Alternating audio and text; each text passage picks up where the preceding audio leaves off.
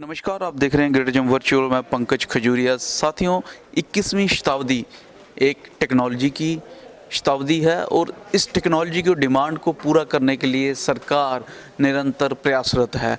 इसी प्रयासरत के अग्रसर होते हुए आज जम्मू के अंदर सेंट्रल यूनिवर्सिटी ऑफ जम्मू में Kalam centre for science and technology KCST का शिलान्यास किया गया। आज का ये जो KCST का शिलान्यास है वो DRDO के chairman, defence research and development organisation के चेयरमैन श्री जी सतीश रेड्डी जी द्वारा किया गया।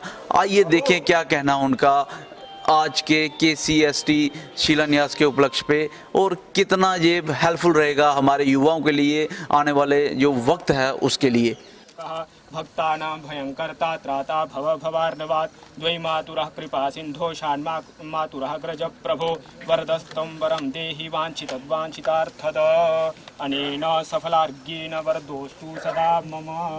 ओम श्रीमन्महागणाधिपति। प्रार्थना करनी है भगवान से कि कोई भी त्रुटि रह गई हो हमसे तो क्षमा करना।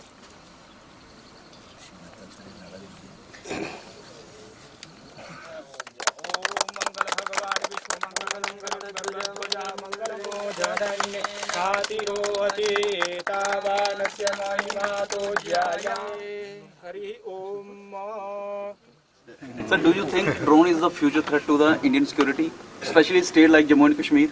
See, that is one of the threat actually which is emerging as an emerging threat, and which we are seeing it, and so lots of technologies are being developed. That's how the anti-drone technology has been developed in the country. Kalam Center for Science and Technology will work on it.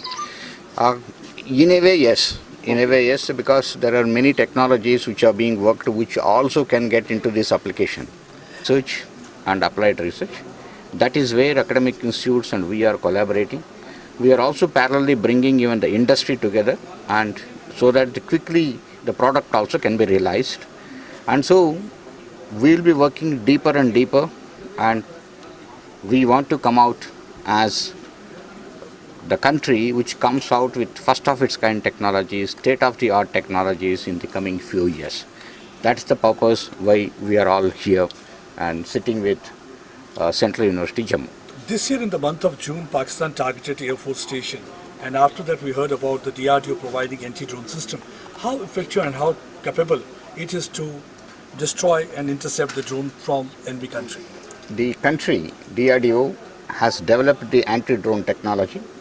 It has all the necessary elements which are required to counter the drones, whether it is detection, tracking, and also even surveillance, and then even a process called soft kill or hard kill. All the things have been provided, and the technology has been transferred to multiple industries, and they have taken the orders from various forces in the country, security forces and armed forces, and they are producing them and will be delivering to all the people to tackle any rogue drones which are going to come to our nation. I say that the technologies are coming out. A lot of technologies in the drones and swarm drones are available in the country. Lots of youngsters and startups also have come up in the drone area who are doing a lot in these technologies, and we are all as a nation doing a very good job in the drones, whether it's a single drone or swarm drones. See, now the things have really changed. Earlier it used to be tanks, now tanks seems to be almost redundant. We saw a war between Armenia and Azerbaijan. You think that this drone warfare, this is going to change the overall dimensions of the asymmetric warfare, and how prepared we have to be for that armed forces if we are talking about? See, one thing like to say that as the technologies are emerging today, the war scenario is, the war game is changing day by day. Unless we are very alert and we are also getting our technologies up to date with these things coming up, any country also cannot stand. So these asymmetric warfare technologies which are coming out, we are all working in the country, multiple agencies, DRDO, industry are working out on all these technologies, and that's how the nation will be prepared. We have seen that the United States of America has been using the drones when they had been targeting the Al-Qaeda operatives, whether they were sitting in Tora Bora Heights or whether they were in Afghanistan. So we do also have the same kind of a capability that we can hit our targets, like we have got the Hafiz Saeed, we have got the Masood Azhar sitting in Pakistan. If we are talking about the swarm drones, they can hit them these targets also the way effectively the Americans have been doing?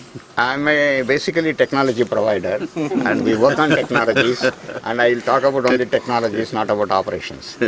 Sir जैसे technology बढ़ रही है और हमारे जम्मू के अंदर भी जो टेक्नोलॉजी रिसर्च सेंटर हैं, जब मैं कहूँ टेक्नोलॉजी के सेंटर भी वो बढ़ रहे हैं, तो कितना इम्पैक्ट रहेगा यूथ के ऊपर और यहाँ की जो इन्वायरमेंट है उसके ऊपर? देखिए, हमने आज क्या किया, हमने आईआईटी को भी, जम्मू को भी साथ में लपेट लिया ताकि यहाँ के बच्चों के लिए post doctoral fellowship, research fellowships, training, capacity building हो जाए। तो उसमें हम अग्रसर हैं। टेक्नोलॉजी चेंज कर रही है, तो अगर हम इसे अछूते रहेंगे तो वो हमारे लिए, हमारे बच्चों के लिए, हमारे यूथ के लिए प्रॉब्लम रहेगी। तो हम यहाँ पे व्यवस्था कर रहे हैं कि हम यहाँ पे टेक्नोलॉजी एब्जॉर्प्शन और कैपेसिटी डेवलपिंग बच्चों में कर पाएँ।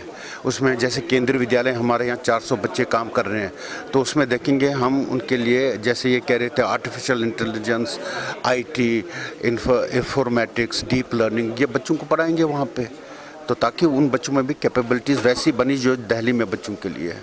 तो हमारे बच्चे भी इतने, यहाँ पे अभी आप इंफ्रास्ट्रक्चर डेवलप कर रहे हैं, वहाँ पे उनके लिए पॉसिबिलिटीज क्या? बिल्कुल बिल्कुल बिल्कुल। देखिए, ये यूनिवर्सिटी यहाँ के लोकल के बच्चों, कॉलेजेस, हाई स्कूल्स के लिए खुली है। यहाँ के फैकल्टी खुली है, वो यहाँ के उनसे कैलेंडर बनाएंगे तो ताकि उनकी कैपेसिटी और कैपेबिलिटी को कर पाएँ हम। तो हम कह सकते हैं कि फ्यूचर में, अगर मैं गलत ना हूं, तो फ्यूचर में यहाँ पे जो है इंटेलिजेंस और टेक्नोलॉजी का हब बनने वाला है जम्मू के अंदर, जिस तरीके से आप चल रहे हैं। देखिए, दो चीज़ें हैं, कंपटीशन और कैपेबिलिटीज़, ये दोनों बच्चों में आनी चाहिए। तो ये नहीं कि जम्मू में कैपेबल हों, कॉम्पीट कर पाएँ, ये राष्ट्रीय स्तर पर भी और इंटरनेशनल स्तर पर भी इसको कर पाएँ, ये हमारा प्रयास रहेगा।